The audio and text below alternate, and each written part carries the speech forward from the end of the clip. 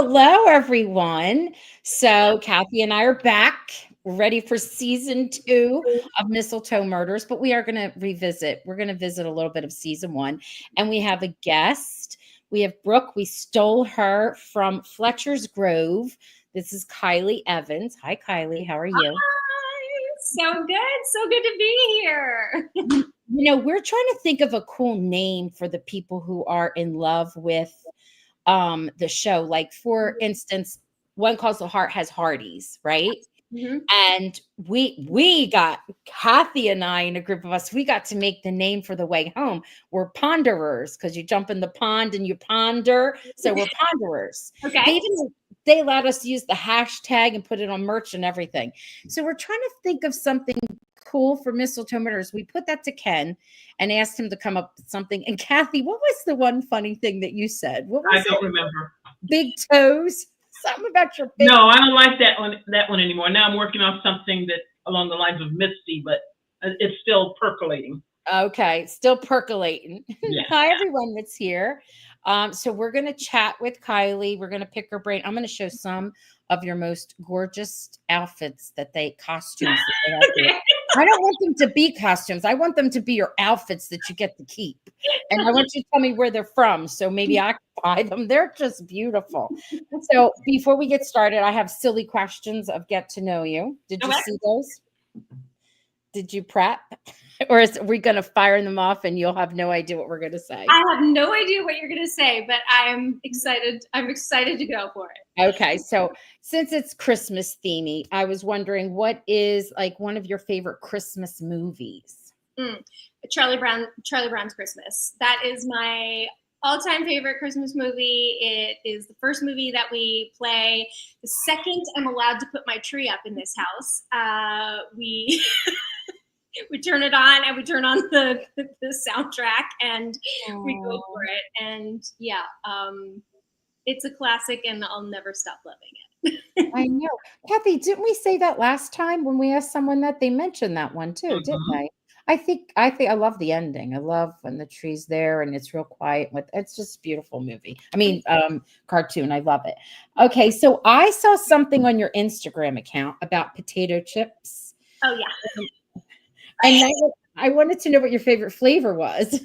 Oh, okay. Well, I honestly don't have a flavor that I don't like. I would live on potato chips if it was okay to do so. I love a good salt and vinegar if it's like a kettle chip. Yes. And we have a brand here called Covered Bridge, and just they're all their flavors are incredible, but they just put out one called Turkey Dinner. It doesn't just taste like roast chicken. It tastes like everything, like the stuffing and the stuff. Like it tastes like all of it, like sage and goodness. And yeah, they nailed it.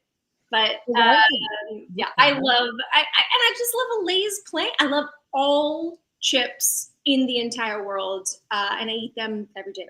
So you know what, that is me. I won't bringing them in the house because I could not stop eating them. I'm like, no, if I'm home alone, they're not in the house with me. That's how much I love them. Yeah. Oh my goodness, that's funny. Now, were you a restaurant owner? Did I see that? On my Instagram, it says I am a former bistro owner. Well, it's because of Stephanie on the Good Witch. Okay.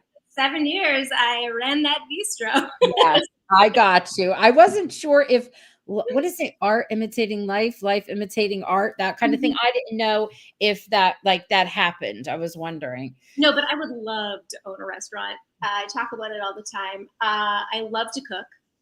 And it's one of the few things in life I do really, really well. So I feel like I always say if I could open a restaurant like Thursday through Saturday and cook for only 10 people, I'd be great. It would be awesome. All right. I like it. Now, you mentioned Stephanie and the Good Witch. So what was that, 7 years? Is that what you said? It was 7 years. Yeah. 7 years. So you're not new to like a Hallmark series.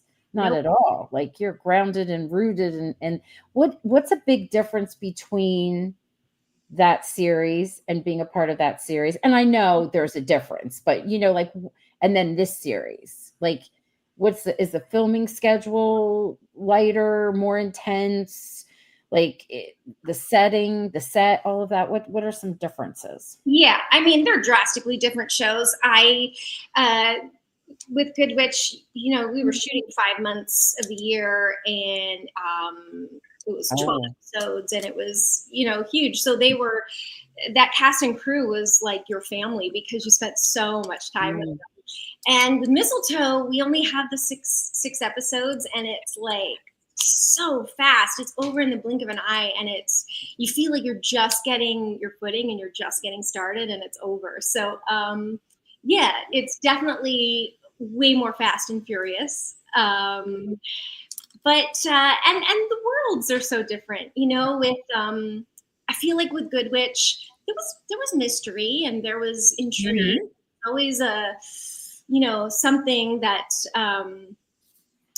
that Cassie was trying to solve or figure out. But with Mistletoe, I mean, there's murder. Like there's full-on murder. There was no murder in Middleton. Yeah, it's so yeah, it's just a bit edgier, and yeah, we definitely get away with a whole lot more. You do. Kathy, go ahead. I was just going to say, Roxanne's favorite part, one of her favorite parts about Brooke are the costumes and the outfits and such. One of my favorite parts about the character is the chutzpah. I absolutely love the nerve, just the ballsiness of Brooke. I think in the first 2 episodes of season 2, there's something with Christmas lights, and something doesn't work. Well, you just go through and click them until you find one that doesn't work and replace it. Okay, that sounds good. Why don't you come by the school this afternoon and start working on that? And she was just so flabbergasted, she had no choice but to do it. Do it. Also, while you were talking to Roxanne, I kind of slipped over to another tab and found out that the covered bridge potato chips are carried at my local Costco. So I will be stopping by to pick up. There's something called All Dressed, so I will be checking it out. Carbs be damned, I don't care anymore. Oh my gosh, I'm going to have to look now. Now I'm going to have to look it up. One of my questions was, how did you make the transition from doing the podcast as the character Brooke and translating that to the screen? What were the challenges, and how did you get in the mindset, and how did that whole thing work? I feel like it's way easier to play Brooke live. Like, she's, as you said, she's got a lot of chutzpah. So it's very hard. It's difficult to convey that just with voice. A lot of Brooke is like the looks or the asides or the judgy faces she sometimes makes. And while you can put those out on the podcast, you can't see them, and a podcast is timed to the second, so it's there's no air. There's no room for that, for those nuances. So taking her, also, I feel like Brooke in the live version, she has to be a little nicer because people have to still like her. That's nicer, Brooke. Oh my. Yeah, I feel like I play her a little more cutting in the in the podcast, because you can get away with that. But when you have all of this going on live, you kind of have to soften her a little bit. And yes, that's softer. That's softer. The softer side of Brooke. Wow. Brooke always means well, you know. She really does. She wears her heart on her sleeve, and she leads with her heart. I think she's just misunderstood a lot. Well, that's what I had put down. I was like, she seems like she's misunderstood. Like, is that how you think of her? Is that what you put in your mind? Like that she is a good person, but she's, I don't know. She, like you said, Kathy, she's just bold. That's Yeah. funny. Yeah. Now, is that how she's written, or do you have a little bit of leeway with that character for your own interpretation? I definitely have leeway. Ken is incredible to work for. He's such an incredible writer, and I've worked with him a lot in my life. And it's just that trust is there. So he trusts you. He trusts the actor to bring the best version of, and that's gold. As an actor, to have a writer who can create like that and to trust you and let you go. So yeah, I do have a bit of leeway, but I don't know. She's a little misunderstood, but Brooke likes to serve Brooke. Like, she has an agenda. And it's usually always going to benefit her, like with the Christmas lights, you know. And she just has a way of just manipulating, getting what she wants. Yeah. Yes. My favorite was the role Brooke played in high school, and you know what? Ever since then, no one has been able to do it any better than me. So I keep doing it. I was like, okay, that's Brooke for you. One of the things I love about the show is the recurring characters. You think of them as side characters initially, but then you find out you're going to keep seeing them throughout the series. So we got a little taste in the first season of June, a little of her backstory and what was going on with her. I'm hoping that we see that a little bit more of what's with Brooke and her background, and just how did she get to where she is, along with the others like Sue and like Ray. Oh, good Lord. Ray is a pistol. But I'm hoping that they focus on some of the side characters, especially Brooke, to give us a little, fill in some of the background. I agree with that. And when you had asked about the difference between Good Witch and this show, that's a huge difference. Like, Good Witch was very invested in that community and those characters. And with Mistletoe, we see, Emily has this life that we don't know about. Yeah. And we see a lot of Sam because he's very involved and front and center in the town, and people jump in and out of the community, but we have such big murders or mysteries. So we always have new people coming to town and always new people to feature. So I'm hoping for season 3, like, fingers crossed. Oh, you'll get it. And then, yes, it would be amazing to learn a little bit more about each backstory. Like, I have questions about Brooke. Okay. Yeah. That was what I was wondering. And let's share before we move on. Kathy, were you going to say something? I was going to share. You mentioned Sam, and I've got to say, one of my favorite things about Sam is he walks around town with his jacket that says police on the back. I'm like, it's Fletcher's Corners. There's only 3 cops. Everybody knows you're the police, Sam. Stop with the jacket. I just love that. Oh, God. I know, it's so true. And Peter is just incredible playing the role, and he's always joking because he loves it so much because he just gets to have like a gun and like a radio and a thing. He's like, I just have all the gas. He's got it. What about his tool belt? I said, what? I said, gosh. Oh my gosh. I'm going to make a hole in my wall over here. If that meant that Sam was coming to fix, when I came home, I'd find him in his tool belt fixing my wall. That'd be okay. She'd be breaking things. I need help over here again. Come over. Yes, please, please, please. All right, let's talk about important stuff here. Okay, let's talk about the clothes and the look. So, I want to hug and embrace whoever is dressing you because it is amazing. Like, how many stinking coats does Brooke have? Okay. So this is actually very funny. So Jennifer Jarvis is the head of our wardrobe department, JJ. She's a goddess. Like, I adore her. And the reason I love her so much is because she is like a woman's woman. Like, she knows how a woman feels, and we don't feel good, and we all go through days that we look great, and then we go through days where we don't look great. And so she just gets it, and she's like, oh, this, and you say, and she's like, okay, not that. We don't have to try it on.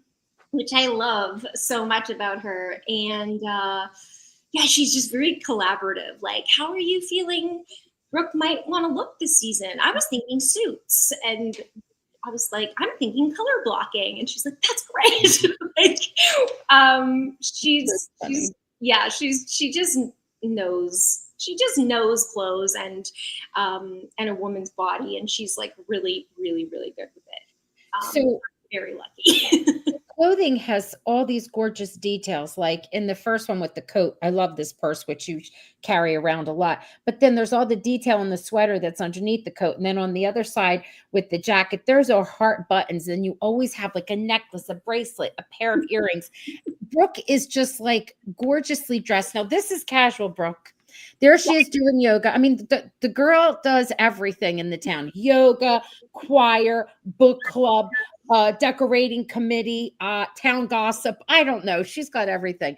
Now, jeans, which are gorgeous with this top, with this necklace. Like, and there's some of your expressions that you were talking about. We were able to capture them. This is like amazing. Don't you agree, Kathy? Like, look at this.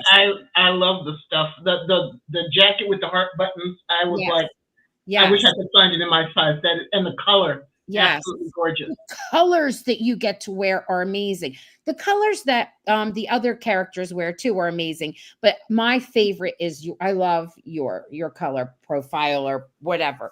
Again, all the details. This is like actually when we first get to meet you. But then the Christmas outfit, that was so beautiful. Like, well, to me, Christmas choir, not the Christmas outfit, but the sleeves and what in the world? Like, where's this from? I know this blouse was very, very funny actually, because JJ and Kelsey, her assistant, brought it into the wardrobe, and they had doubles of it for some reason, and they were like, huh? And I think they instantly thought I would just go, no. And I was like, I love it. Because it reminded me of like faux Gucci or something. Like, it's so high end to me. Yes, everything is. Yes. Yeah, it was so beautiful / ridiculous. So Brooke. And I loved it so much. We ran with it. It was gorgeous. And then I'm thinking about the Christmas episode. This is the last one.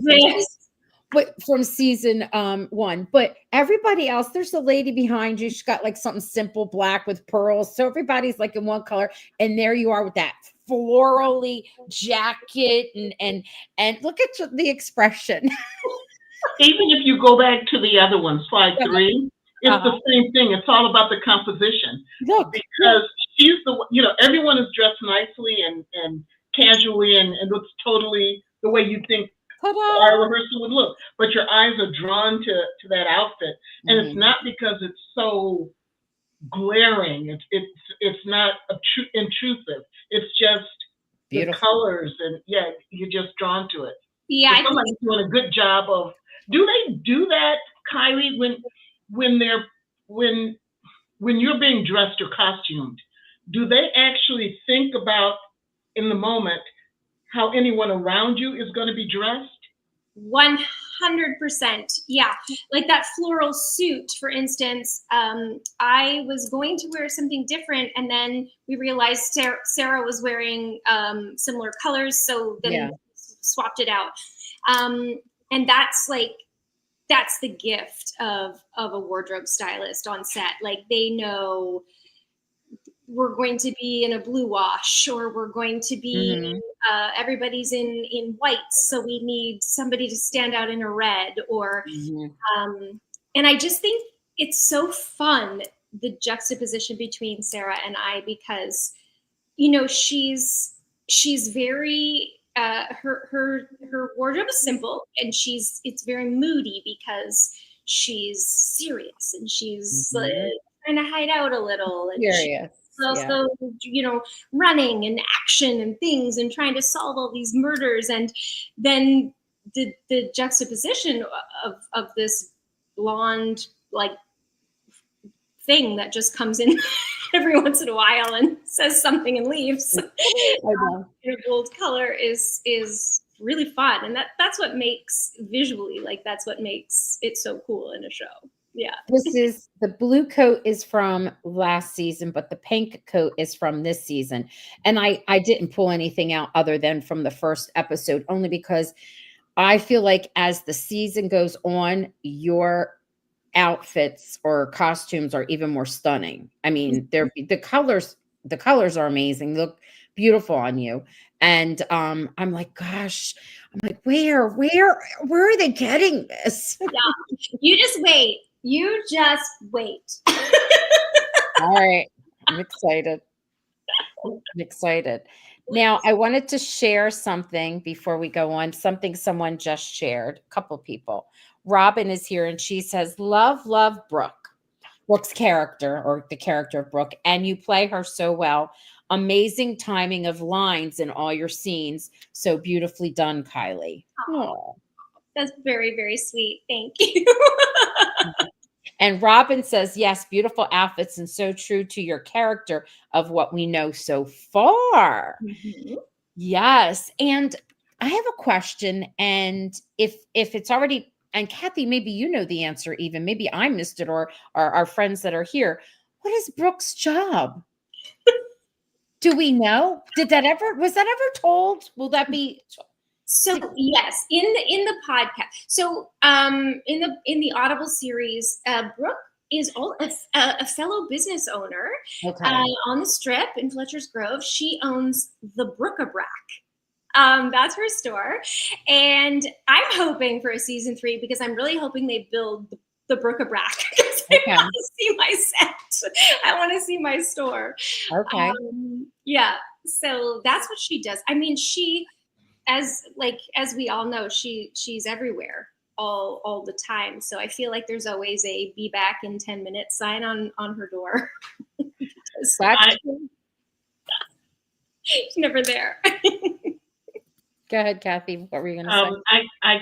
I found Emily's voiceovers during the first season. It took me a while to get used to that. I thought it was a little distracting, but by the first couple of episodes of season 2, I'm kind of used to it, and I kind of appreciate it because it tells me the nuance and what I might have missed. But I think it would be fun. I'm not looking for spoilers, but I think it would be terrific to hear Brooke's inner thoughts, because I bet they're hysterical what she really thinks about people. Mhm. My other question is, when there is a show and then there's source material, I prefer to watch the show before I visit the source material. Like I'll watch a miniseries before I read the book. That's just the way I am. So for podcast Brooke, was she also a singer? No, I don't sing. I don't sing in the Audible series. I don't sing. I don't think. It's been 4 seasons. I don't think I do. No, I don't. So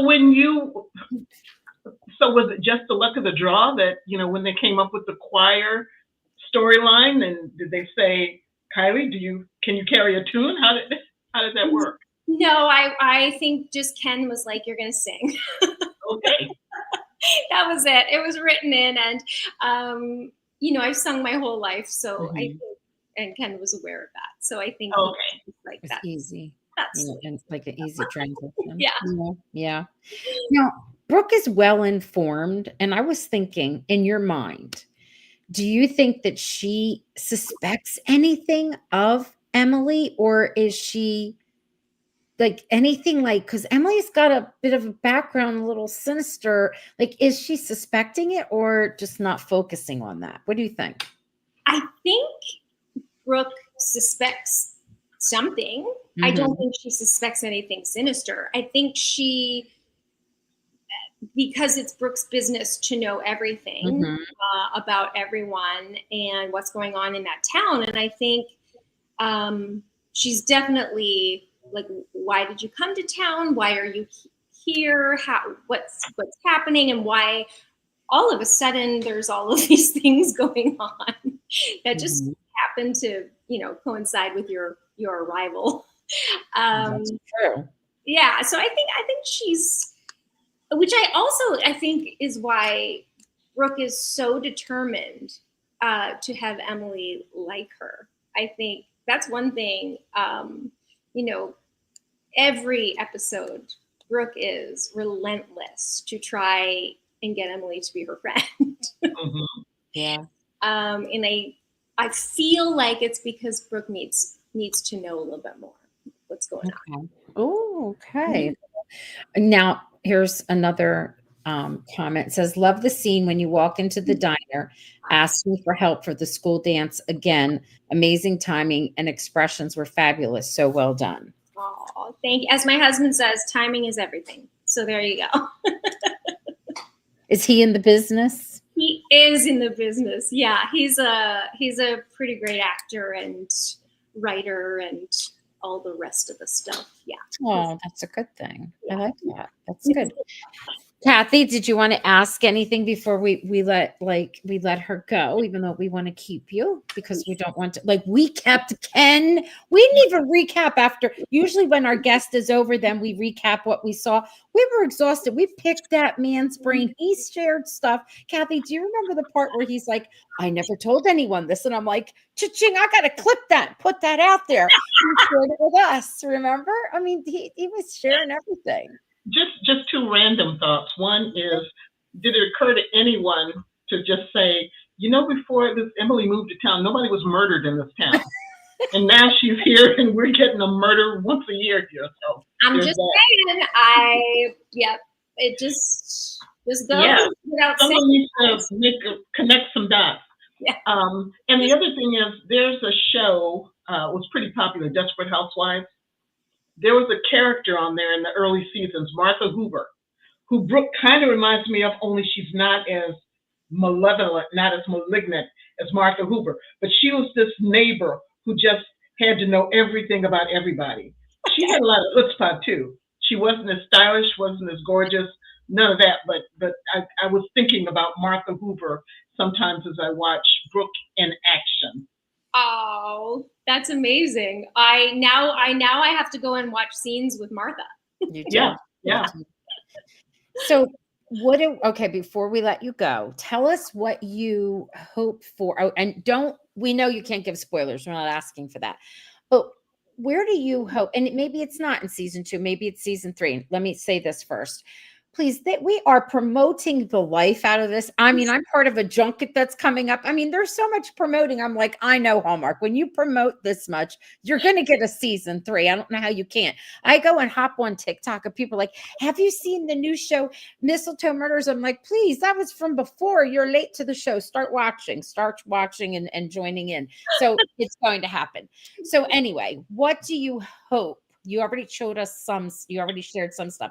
What do you wish that we would know or see more of in your character, Brooke? Like maybe at the end of season 2, maybe 4, 3. What do you think? Well, I definitely hope we see my shop. So we get a season 3. I mean, that's a budget to make a new set. Yes. That's a commitment. I definitely hope for that. And yeah, I think a backstory of Brooke would be nice. And you mentioned Ray. I always think I really, really, really, really want more of Brooke and Ray. I really. Oh, I didn't even think of that. What a wonderful combination. I just that would be fabulous if Brooke was a suspect in a murder. And she had to go to Ray to help dig her out of it. We learned more about Brooke's background, and we'd see what's happening there with chemistry with Ray. Is anyone listening in the universe? Ken, where are you, Ken? Sometimes Ken is listening in. Go to jail, because I don't want to be in jail.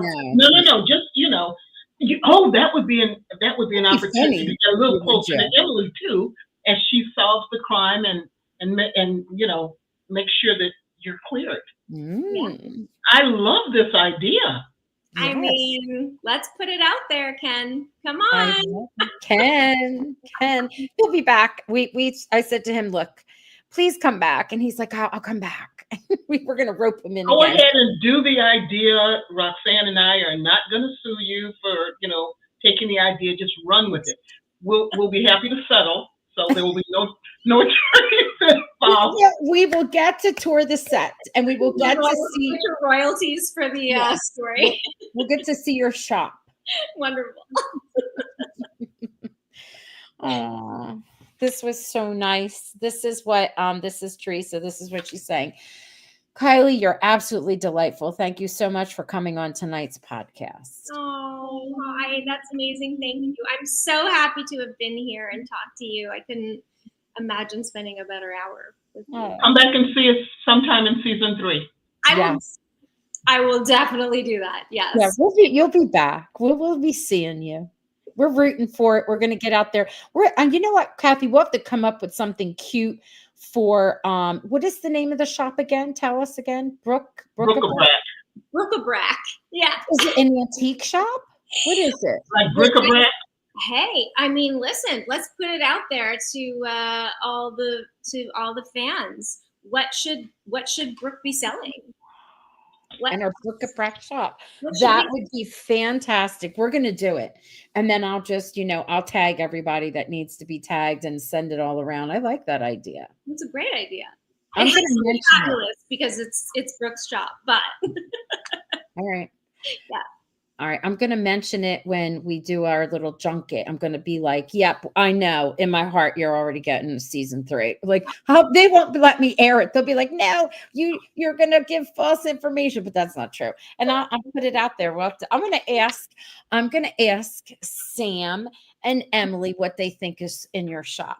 Okay. That's what I'm going to ask them when I see them. Okay. All right. Thank you so much. Thank you so much for being so generous with your time, Kylee. Aw, thank you so much. And we'll talk to you really soon. Yes. All right. Good night. Have a good one. Good night. Thank you. Bye. Bye. All righty. So we can continue with our recap of episode 1 and 2. I call it Mystery 1 of season 2. Pretty intense, right? Mm-hmm. Yes, she is awesome. Yep. Robin is saying season 3 for sure. And she is awesome. She is. She was awesome in The Good Witch. She's very talented.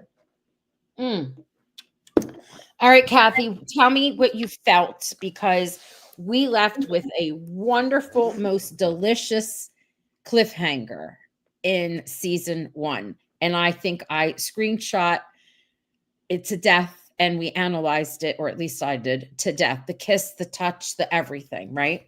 So now we pick up where we left off, and it's awkward, isn't it, between them at first? Sam can turn on a dime, which I found I liked it. I mean, he went straight on what's going on.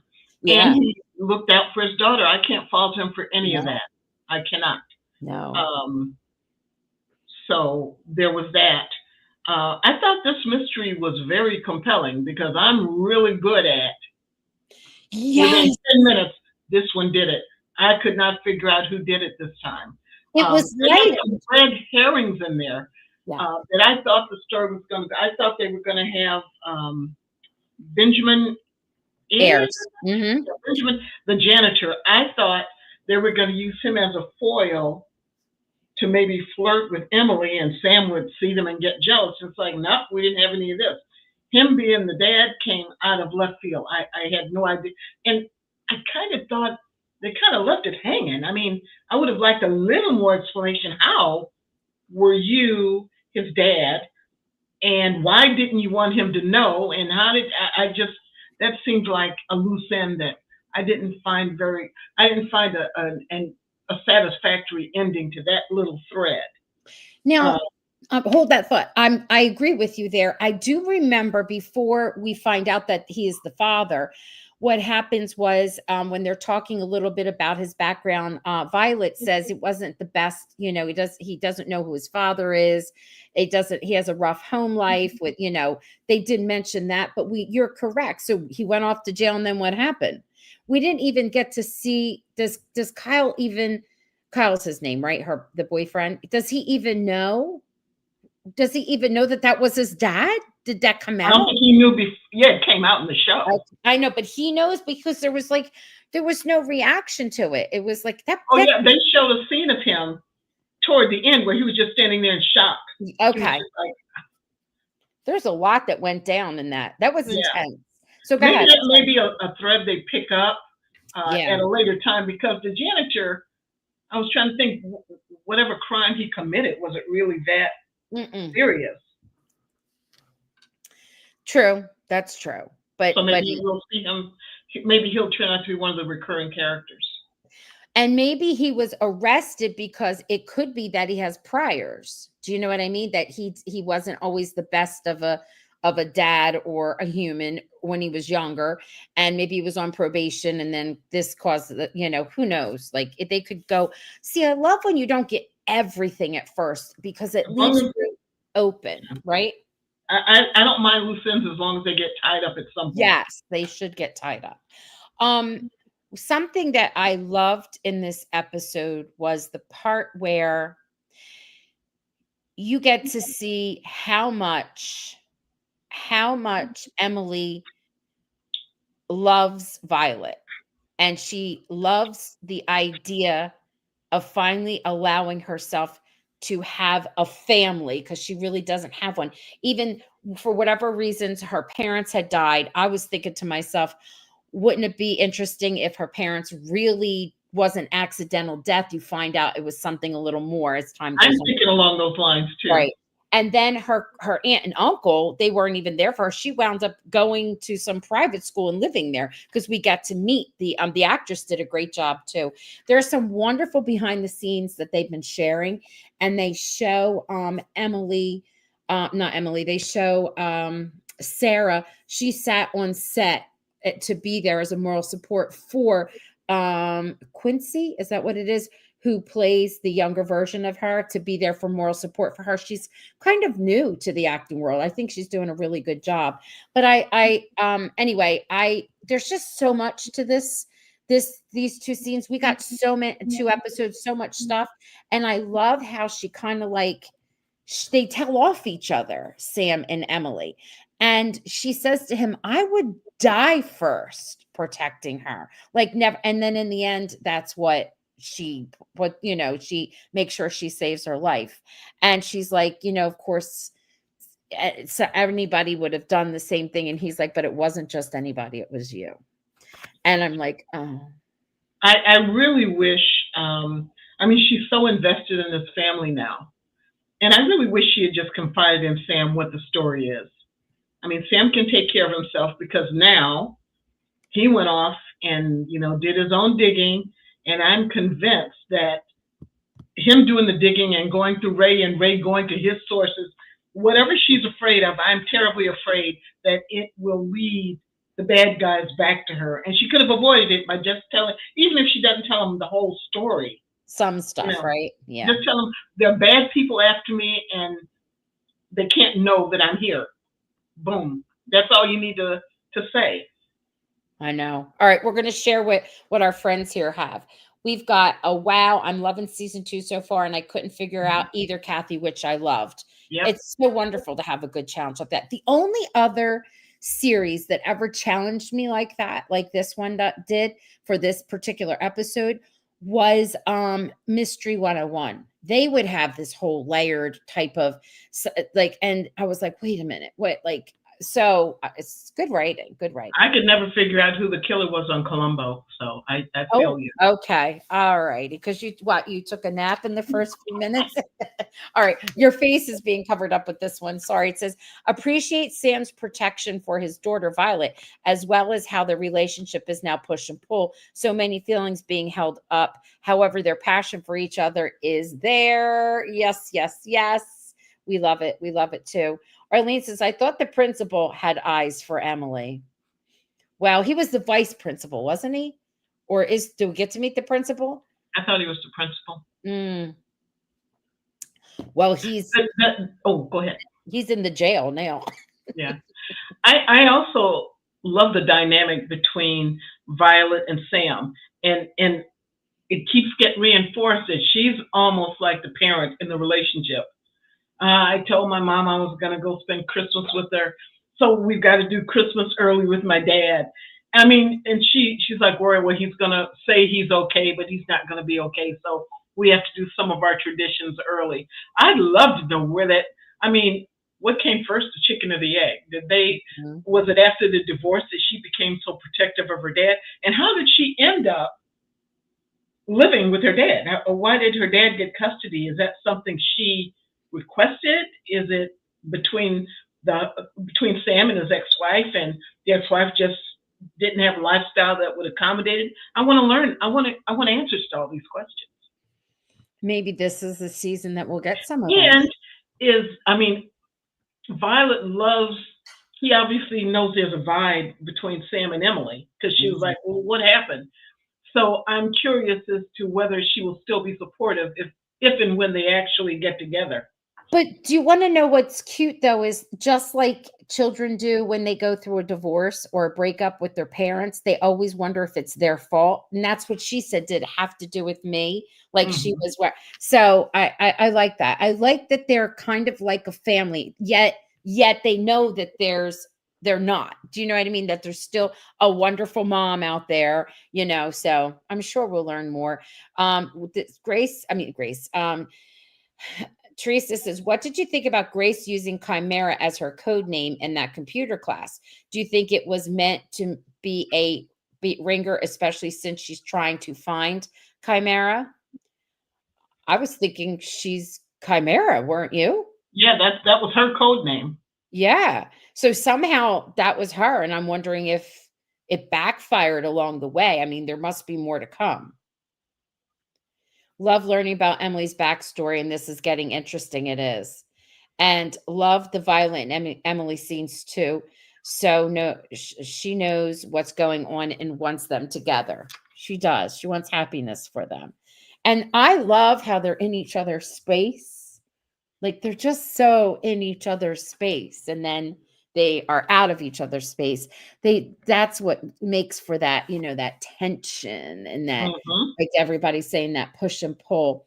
And something interesting, I didn't realize that, I don't know if Sarah had said this, but I just recently found out that when they were putting this together, because I know we talked a little bit about this with Ken, Sarah and Peter didn't do an in-person chemistry test. They did it virtually, and they could see the sparks there, which is that's telling, right? That's a lot of chemistry there. Yes. And then you get in person, and then I mean, they have great chemistry. They're just great together. I think it was in a behind the scenes that Sarah was sharing, and she was saying that this is cute. She was saying that they have such a great time together. They have a common friend that they're both really good friends with, someone that was in Rookie Blue with Peter when years ago, and it's also a friend of Emily's, and that not Emily, sorry, is also a friend of Sarah, and that Sarah is married to a Peter, and Peter is married to a Sarah in real life, so they never get their names wrong. That was funny. I love that. All right. I wonder what Emily's fake background says that Sam was reading. I don't know that it was fake background. I think he was finding out that there was her real background. But I remember where he said it was in the end of last season that it was oh, what is it? Redacted, or I can't think of what the word is, that the higher ups flagged it when they saw and they said no. Like, so that's why he thought it was witness protection. And I think he was hurt because he says to her, you can't or you won't tell me. So now how's he going to protect her if he doesn't know? I think that's his real feeling, not that he's thinking she's so sinister, more about, like, if you're in the witness protection program and you're pretending you're not, and my daughter's with you and somebody's looking and out for, like, yeah, I don't know. What's to say? Yes, love the information too, Roxanne. Okay. Do you know, by any chance, do you remember the name of the teacher for young Grace and young Aaron? No, I forgot her name. Do you know the actress? She was very familiar, but I can't remember where I've seen her. We'll look it up, and I'll look it up when we're done. And all I can think about with her young Aaron was Aaron. All right, so I'm excited about episode 2 coming. We saw the previews. This episode, you mean mystery 2? Yes. Okay. That's what I meant to say, not episode 2, mystery 2. So episodes 3 and 4, they'll be here before we know it. And so next Sunday, Peter is going to be our guest. Oh, I hope he has sustenance, like he ate and whatnot, because we're going to keep him forever. We're just going to keep him. We're going to chain him to the podcast. That's a little violent there, Roxanne. Oh, I don't know where I got such an idea from someone. I don't know. I don't know where I learned that. So anyway, I won't be violent. It's just figuratively. All right. I'm excited. So what was it? What did we see in the previews for the second mystery? Do we remember what it is? I watch it on Hallmark Plus. I don't think they do previews. Okay. I'm trying to think. I'm trying to remember what happens in the second one, and I can't remember, and that's okay. It's good. Let's say that. I don't know like how they come up with these mysteries, but we just came up with a good one with involving Ray and Brooke. I love that Kylee suggested that, because maybe Ken will listen. What do you think? Maybe he will listen. Yeah. I think the next one has to do with painting. There is an artist that is from the town who's a recluse. The granddaughter is coming in like doing a book tour. I think the bookstore's involved, and I think it's something along those lines. I even think there's a connection with Sam, and maybe someone from his past that was like a mentor to him. So I think that one's going to look interesting. She is definitely Chimera, and now he wants to find out why she needed to change her name and what danger or not she may be in. So interesting, as really hard to tell where this is headed, and fun it is. Yes, no information on the W Network for next week either, but I'm excited. Well, I just gave you some info. The next mystery has to do with an artist that was a recluse, and her granddaughter is doing a book tour and is going to release, I think, a self-portrait. And of course that goes askew. I read something that said also Sam's old partner is murdered. He's going to be the murder victim. Yes. He's guarding the painting. So he was his mentor. It was his partner when Sam was just right out of the academy, and right. he's no longer, he retired. He's no longer he in the academy, or is no longer a police officer. And what he does is sort of security work. And that's what this mystery is. It's pretty good. It's not pretty good. It's very good. And I know that we'll get to see some characters from last season recurring in these 2 episodes. I got a very weird vibe from that teacher when I was talking about earlier, Grace and Aaron's teacher. I think she's somehow involved in whatever they're involved in. But there's just something a little creepy about this whole, we have this small group of, people and all that kind of stuff. And the way she was looking, she perked up when she saw that Grace really knows what she's doing with the computer. So I'll be curious to see if I'm right about that. I will say this because I kind of know where some of this is going, and I will say that we get a lot of answers in this season, and they don't just dump it on you. It's done in flashbacks, but it's done in flashbacks because those flashbacks relate to what is happening currently. They do a flashback in a good way. So when you're a writer and they teach you how to write a flashback, it has to be something that triggers it in the present and then makes you trigger back in. And that's exactly how they do it. I mean, Ken is exceptional and whoever else is on that writing team. But it's done a little at a time, but then you also have more questions. I was about to say, there's going to be no season 3 if they don't bring up more questions. No, there are a lot of so you get a lot, and then there are a lot of questions. Yep. So we're in for a wild ride. I mean, 6 episodes is not enough. Like, we need more. Are they testing the waters? I don't know. I don't know. I'm just loving it. I want more. You know what I want more? Well, not more. What I want. I'm going to hit the store tomorrow or this week to get some of those Covered Bridge chips. They look so good. And Kathy, if there are none this way, I'm going to Venmo you some cashola and you're going to ship them. We'll get them shipped out. All right. So Robin says, can't wait to hear Peter next week on the podcast. Thank you, Roxanne and Kathy. And yes, that teacher is up to no good. That's the feeling I'm getting. So they're agreeing with you, Kathy. So Robin is your best friend today. She's agreeing with tonight. I love it, Robin. Yes. Before we go, a couple of announcements. We try to do this after recap after the episodes, but the truth of the matter is it's so limited, but there's so many wonderful characters and to talk about and people to meet. So we've managed to squeeze people in around all kinds of goodies. So Sierra, who is Violet, will be our guest, but we're not going to recap. We're going to talk about her and her book. She's also an author. She has a brand new book out. She will be our guest Tuesday night.